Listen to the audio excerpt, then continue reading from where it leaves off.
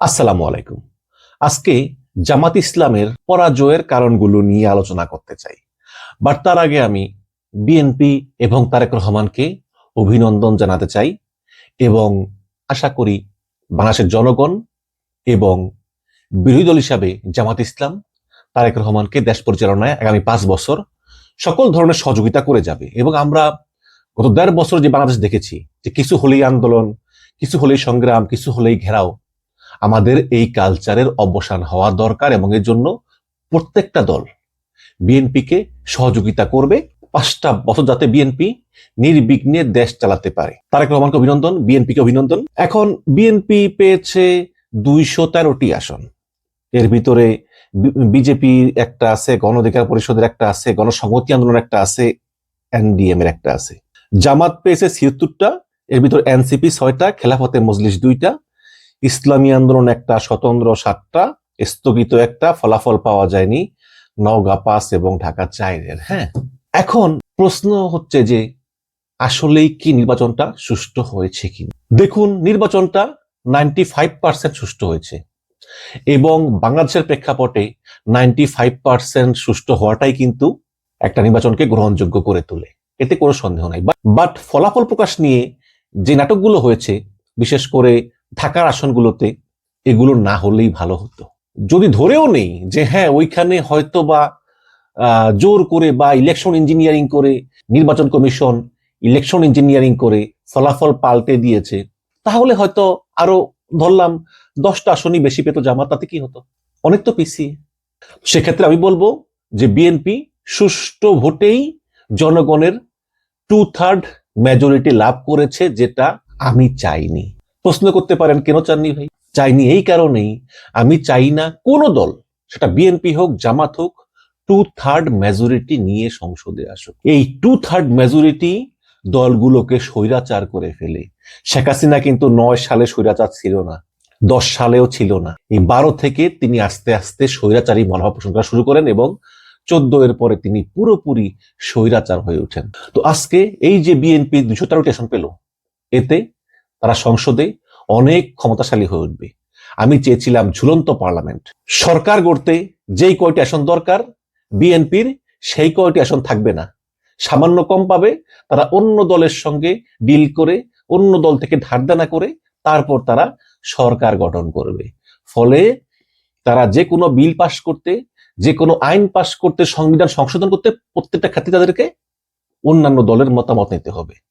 হ্যাঁ, এতে সরকারের ক্ষমতা কমে যায়, সরকারের স্বৈরাচার হওয়ার ক্ষমতা কমে যায়, সরকারটা নমনীয় হয়। এবং এটাই আমি চেয়েছিলাম, কিন্তু আমি যেভাবে চেয়েছিলাম সেভাবে কিছু হয়েছে, কিছু হয়নি। এখন কিছু হয়েছে বলছি কেন? দেখুন, জামাত ইসলাম যদি আপনি ভোটের পার্সেন্টেজ ধরেন, হ্যাঁ, দেখবেন যে বিএনপির চেয়ে সামান্য কম হলে হতে পারে, এর চেয়ে বেশি কিন্তু কম না। কারণ প্রায় জায়গায় দেখেছি যে জামাত জোট স্বল্প ব্যবধানে হেরেছে, স্বল্প ব্যবধানে, খুবই স্বল্প ব্যবধানে। কাজেই বিএনপি 213টি আসন পেলেও ভোটের পার্সেন্টেজ যে খুব একটা হেরফের হবে, এদিক ওদিক হবে, তা কিন্তু না। জামাত কিন্তু প্রচুর ভোট পাবে সমস্ত বাংলাদেশে। এখন প্রশ্ন হচ্ছে জামাত জোট তাহলে পরাজিত হলো কেন? দেখুন, এই জামাত ইসলাম প্রথমে তারা জোট করেছে ইসলামী আন্দোলনের সঙ্গে, সেখানে খেলাফতে মজলিস সহ নিজাম ইসলাম সহ কটা দল ছিল। ইসলামী জোট এক বাক্সে ভোট পড়বে, সেখান থেকে এটা ভেঙে গেল, আসলো এনসিপি। একদম শেষ সময় আসছে কিন্তু এনসিপি কিন্তু বিএনপির সঙ্গে যাওয়ার জন্য অনেক চেষ্টা করেছিল, কিন্তু বিএনপি তাদেরকে আসন কম দেয়, এই 2-3টা দেয়, এর বেশি দেয় না। এই কারণে তারা বিএনপি জোটে যায় নাই, গেছে জামাত জোটে। ততক্ষণে কিন্তু অনেক দেরি হয়ে গেছে। তারপরে আবার ইসলামী আন্দোলনের সঙ্গে দফায় দফায় বৈঠক, শেষ পর্যন্ত ফলপ্রসূ হয় নাই, ইসলামী আন্দোলন জোট ছেড়ে বেরিয়ে গিয়েছে। এবং এই ইসলামী আন্দোলন বের হওয়ার কারণে আপনি দেখবেন যে বহু জায়গায় জামাত পরাজিত হয়েছে। আপনি দেখবেন বহু জায়গায় জামাত পরাজিত হয়েছে সামান্য ভোটে। হ্যাঁ, এবং সেই জায়গায় হাত পাখা একটা উল্লেখযোগ্য সংখ্যক ভোট পেয়েছে। ওই ভোটগুলো যদি জামাতের বাক্সে আসতো তাহলে কিন্তু জামাত জয়লাভ করতো। যদি হাত পাখা জামাত জোট ছেড়ে বেরিয়ে না যেত, তাহলে জামাত অন্তত আরো মিনিমাম 15 থেকে 20টা আসন জয়লাভ করতো। হ্যাঁ, কিন্তু হাত পাখা তারা জামাত জোট ছেড়ে বেরিয়ে গিয়ে মাত্র একটা আসন পেল, কাকতালীয় হবে। এবং পীর সাহেব তো বরিশালে 2টো আসনে পরাজিত হয়েছেন। এবং দলটা আসলে কি পেল আমাকে বলেন? এই চরমোনাই কিছুই পেল না, বরঞ্চ যে কয়দিন ক্যাম্পেইন করেছে তারা অনবরত তারা জামাতের বিরুদ্ধে কথা বলেছে। জামাত খারাপ, জামাত এটা করবে, জামাত সেটা করবে। জামাত ইসলাম মাত্র 215টি আসনে তাদের ক্যান্ডিডেট দিয়েছে, এবং সেই ক্যান্ডিডেটরা নির্বাচনের কয়দিন আগেও জানতো না যে জামাতের আমির ফোন করে বলবে কিনা তোমার আসনটা জোটের জন্য ছেড়ে দাও। জামাতের অনেক ক্যান্ডিডেট ছিল যারা 100% যোগ্য, যাদের স্থানীয় প্রভাব আছে, এবং নির্বাচন হলে তারা 100% বিজয়ী হতো, কিন্তু জোটবদ্ধ হওয়ার কারণে এমন একটা লোককে ছেড়েছে যে ওই এলাকার না, যে ওই এলাকার মানুষ সম্বন্ধে জানে না, এবং যে আসলে জিতে আসতে পারবে না। সেই জায়গায় জামাতের যোগ্য লোককে বসিয়ে দিয়ে জোটের কারণে ওই জোটের অযোগ্য লোকটাকে সেই জায়গায় দিতে বাধ্য হয়েছে। বিএনপি কিন্তু এই ভুলটা করে নেই। দেখুন, জামাত ইসলামকে আমি চিনি তো ছোটবেলা থেকেই, তারা ছিল একটা ক্যাডার ভিত্তিক সংগঠন, তারা মানুষের সঙ্গে মিশতো না। আমি নিজে কিন্তু শিবিরের ম্যাচে ছিলাম সেই বিশ্ববিদ্যালয়ের সময়, যদি আমি কখনো শিবিরের সঙ্গে জড়িত ছিলাম না বা জামাতের সঙ্গে জড়িত না বা জড়িত হব সেই সম্ভাবনা নাই, কিন্তু আমি দেখেছি যে ওদের যে সদস্য সংগ্রহ করার পদ্ধতি, যে সাথী সঙ্গী বিভিন্ন পর্যায়ে আছে ওদের সংগঠনে যোগ দেওয়ার জন্য। তো আমি কখনোই দেখিনি জামাতকে একদম আপামর জনসাধারণের সঙ্গে মিশতে, কথা বলতে, কমিউনিকেট করতে, মানে আছে না যে একটা জনমানুষের দল হয়ে ওঠা, এটা কখনো হয়নি। তারা রাজনীতি করতো আসলে তাদের আদর্শ প্রচার করার জন্য, রাদার দেন ক্ষমতায় যাওয়ার জন্য। হ্যাঁ, কিন্তু এই প্রথম দেখলাম ডক্টর শফিকুর রহমান জামাতের আমির হওয়ার পরে তিনি এই দলটাকে জনসাধারণের কাছাকাছি নিয়ে যাওয়ার চেষ্টা করতেছেন। বাংলাদেশের মানুষ কিন্তু ধর্মীয় ভাবে ওই রকম না যে হ্যাঁ আমি মানে আফগানিস্তান পাকিস্তানের মতো না। জামাতের আমির বলেছেন যে আমি ধর্মীয় আইন বাস্তবায়ন করব না, বাট আমি দুর্নীতি দমন করব, সৎ লোকের শাসন কায়েম করব। তো এই কারণে কিন্তু জামাতের জনপ্রিয়তা আগের চেয়ে প্রচুর বৃদ্ধি পেয়েছে, এবং তারা অবশ্যই ইতিহাসের সেরা রেজাল্ট করেছে, এতে কোনো সন্দেহ নাই। কিন্তু সেটা ক্ষমতায় যাওয়ার জন্য পর্যাপ্ত ছিল না। আবার আরেকটা প্রশ্ন করতে পারেন যে ভাই, বিএনপি তো চাঁদাবাজি করছে, দুর্নীতি করছে, সবই করছে, এবং আওয়ামী লীগ চলে যাওয়ার পর কিন্তু আওয়ামী লীগের এই পাপের সাম্রাজ্যের 95% এখন বিএনপির দখলে। এত কিছুর পরেও মানুষ কেন বিএনপিকে ভোট দিল? দেখুন, আপনি অনলাইনে জরিপ করেন, প্রত্যেকটা জরিপে জামাত 70-80% বেশি নাম্বার পাবে বিএনপির চেয়ে। তারপরেও কেন জামাত হারলো? বাস্তব রাজনীতি আর অনলাইন রাজনীতি এক না। আমি তো ডিসেম্বরে দেশে ছিলাম, আমি প্রত্যন্ত অঞ্চলে গিয়েছি। এইসব প্রত্যন্ত অঞ্চলের মানুষগুলো তারা কিন্তু ইন্টারনেট ব্যবহার করে না, তারা ইন্টারনেট জানেও না, তারা একটা বাটন ফোন ব্যবহার করে, এবং এই বাটন ফোন দিয়েই তারা কথা বলে, এই পর্যন্তই শেষ। অনেকের এই বাটন ফোনও নেই, এবং সেই সব লোকগুলো তারা আপনার আমার মতো লেখাপড়া করে নাই, তারা গরিব কৃষক, শ্রমিক, কামার কুমার তাঁতি, দিন আনে দিন খায়, এবং এইসব লোকগুলো এত রাজনীতি অর্থনীতি এগুলো বোঝেও না। তাহলে এরা ভোট দেয় কাকে? এরা ভোট দেয় লোকাল যে নেতাগুলো আছে ওদের প্রভাবে প্রভাবিত হয়ে। সেই নেতাগুলো বলে যে আসো ভোট কেন্দ্রে আসো, অমুক দলকে ভোট দাও, ওরাও চোখ বুজে ভোট দিয়ে যায়। বাংলাদেশে যেই রাজনীতির যে অর্থনৈতিক দুর্বৃত্তায়ন এবং এর যে সাপ্লাই চেইন, এখন বলবেন যে ভাই রাজনীতির অর্থনৈতিক দুর্বৃত্তায়ন কি? এটা হচ্ছে বাংলাদেশের রাজনীতির একটা প্রধান সিস্টেম, যে সিস্টেমটা বিএনপি এবং আওয়ামী লীগ ধারণ করে। সেটা কি রকম? আওয়ামী লীগ বিএনপির রাজনীতির মডেল হচ্ছে উপজেলা কমিটি, পৌর committee, union committee, word committee. প্রত্যেকটা কমিটির যে সভাপতি, সেক্রেটারি, সে ওই এলাকার অঘোষিত রাজা। যদি তার দল ক্ষমতায় থাকে, তাহলে যেই ছেলেটা গ্রাম থেকে আসে বিএনপি করতে বা আওয়ামী লীগ করতে, সে জানে দল ক্ষমতায় আসলে সে হবে ওই গ্রামের অধিকর্তা। সুতরাং ওই গ্রামে সে তোলা তুলতে পারবে, চাঁদা তুলতে পারবে, দখলবাজি করতে পারবে, এবং ওই গ্রামের সে হবে অঘোষিত রাজা। সে ওই গ্রামের বিচার সালিশগুলো করে এই বিভিন্ন জনের কাছ থেকে টাকা পয়সা পাবে। তো এই আশাই সে দলগুলোর জন্য কাজ করে, এবং ওই এলাকার লোকজনকে কাউকে বাধ্য করে, কার উপরে প্রভাব বিস্তার করে, কাউকে টাকা পয়সা দিয়ে হাত করে, যাতে ওই মার্কায় তারা ভোট দিতে বাধ্য হয়। এবং আমাদের এই বাংলাদেশে আমরা 17 কোটি মানুষ, ফেসবুক ইউটিউব ব্যবহার করে কয়জন? 3 কোটি, ম্যাক্সিমাম ধরলাম 3 কোটি। অনেকের তো অ্যাকাউন্ট 3-4টাও আছে, বা 5-6টা আছে, বা 10টা আছে, 100টাও আছে, ধরলাম 2.5 থেকে 3 কোটি ব্যবহার করি। এই যে বাকি বিশাল জনসংখ্যা, তাদেরকে আপনি ইগনোর করবেন কিভাবে? আপনার ফেসবুক ইউটিউব চ্যানেলে কজন সাবস্ক্রাইবার? 1 লাখ, 2 লাখ, 4 লাখ, 5 লাখ, 10 লাখ, 15 লাখ, 20 লাখ, এর বেশি তো আর না। এবং এর ভিতরে আবার প্রচুর আছে যারা আবার দেশের বাইরেও থাকে, বাংলাভাষী। ভারতের কলকাতারও আছে। তাহলে আপনি কিভাবে মূল্যায়ন করবেন?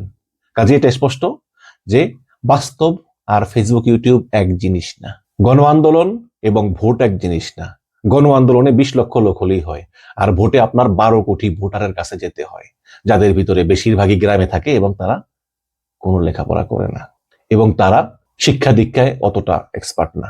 এবং ঢাকা শহরের কথাই ধরেন, ঢাকা শহরে যেই চাঁদাবাজের যে সাপ্লাই চেইন, এই সমস্ত বাংলাদেশে চাঁদাবাজির সঙ্গেও কিন্তু লাখের উপরে লোক জড়িত। মনে করেন যে আমার একটা ইলেকট্রিক রিক্সা আছে ঢাকা শহরে, যেটা শেখ হাসিনার আমলে চলতো না, কারণ ওই আমলে বলতো যে এই রিক্সা টিক্সা সব জায়গায় গেলে জ্যাম হয়, এই কারণে। Good logic.